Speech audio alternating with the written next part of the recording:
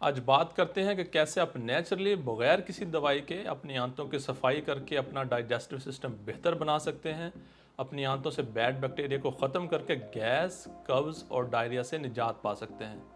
हम जो भी खाना खाते हैं बॉडी उसे तोड़कर उसमें से फ़ायदेमंद न्यूट्रिएंट्स अब्जॉर्ब कर लेती है और बाकी के वेस्ट मटेरियल स्टूल की शक्ल में बाहर निकाल देती है। लेकिन अगर आपकी गट हेल्थ ख़राब है, आंतों में सोजिश है, कब्ज़ है, तो ना सिर्फ आपकी बॉडी फ़ायदेमंद न्यूट्रिएंट्स को सही से अब्जॉर्ब नहीं कर पाएगी बल्कि वेस्ट मटेरियल्स को भी ठीक से बाहर नहीं निकाल पाएगी, जिससे वेस्ट आपकी आंतों में जमा होता रहेगा, आंतों में सोजिश आएगी और पेट में दर्द रहेगा। वेस्ट बॉडी में जमा होने से बॉडी में और भी बहुत सारे हेल्थ इश्यूज आने शुरू हो जाएंगे। नोजिया, उल्टी, दिल मतलाना, एलर्जीज और मूड स्विंग कॉमन हो जाएंगे। हमारी आंतों में फूड को हजम करने और इससे फायदेमंद न्यूट्रिएंट्स अलग करने के लिए एक सिस्टम होता है जिसे माइक्रोबायोम कहते हैं। माइक्रोबायोम सिस्टम में करोड़ों छोटे छोटे बैक्टीरिया आपकी आंतों में मौजूद होते हैं।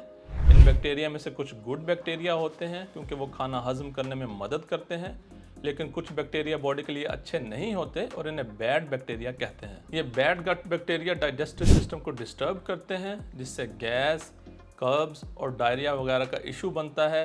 इसके अलावा ये बैड बैक्टीरिया पेट और आंतों में सोजिश पैदा करते हैं और डाइजेस्टिव ट्रैक्ट को भी नुकसान पहुंचाते हैं। बैड बैक्टीरिया अगर ज़्यादा हो तो ये इम्यून सिस्टम को भी वीक करते हैं, जिससे आप बीमारियों का शिकार होने लग जाते हैं।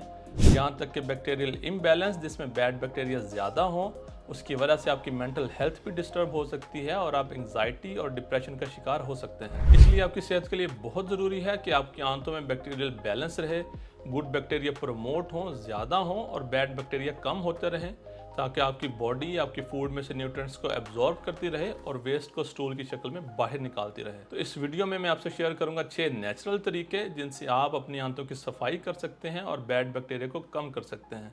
तो चलिए जल्दी से इस इंटरेस्टिंग वीडियो को शुरू करते हैं। गट हेल्थ को इम्प्रूव करने, अपनी आंतों में अच्छे बैक्टीरिया को बढ़ाने और कब्ज से निजात पाने के लिए सबसे इफेक्टिव रेमेडी है कि आप फाइबर रिच फूड्स खाएं। प्रीबायोटिक फाइबर फूड्स आंतों में मौजूद गुड बैक्टीरिया को फीड करते हैं, उन्हें प्रमोट करते हैं, जबकि बैड बैक्टीरिया को ख़त्म करते हैं। जब प्रीबायोटिक फाइबर हजम होते हैं तो अच्छे बैक्टीरिया उन्हें खाते हैं, जिससे उन्हें एनर्जी मिलती है और उनकी तादाद में इजाफा होता है, जिससे वो बैड बैक्टीरिया को ख़त्म करते हैं। और इसके साथ साथ आपके पेट और आंतों की सोजिश भी कम हो जाती है। हाई फाइबर फूड्स में बात करें तो इनमें केला, होल ग्रेन व्हीट और फ्लैक्स सीड्स यानी अलसी के बीज वगैरह शामिल हैं। कोलन हेल्थ को इम्प्रूव करना है तो ज़्यादा चीनी खाने से भी अवॉइड करना होगा।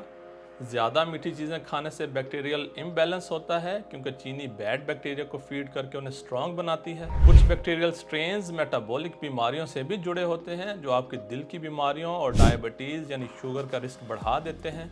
इसलिए ज़्यादा स्वीट्स खाने से अवॉइड करें, चाय में चीनी कम डालें और केक्स वगैरह खाने से भी अवॉइड करें।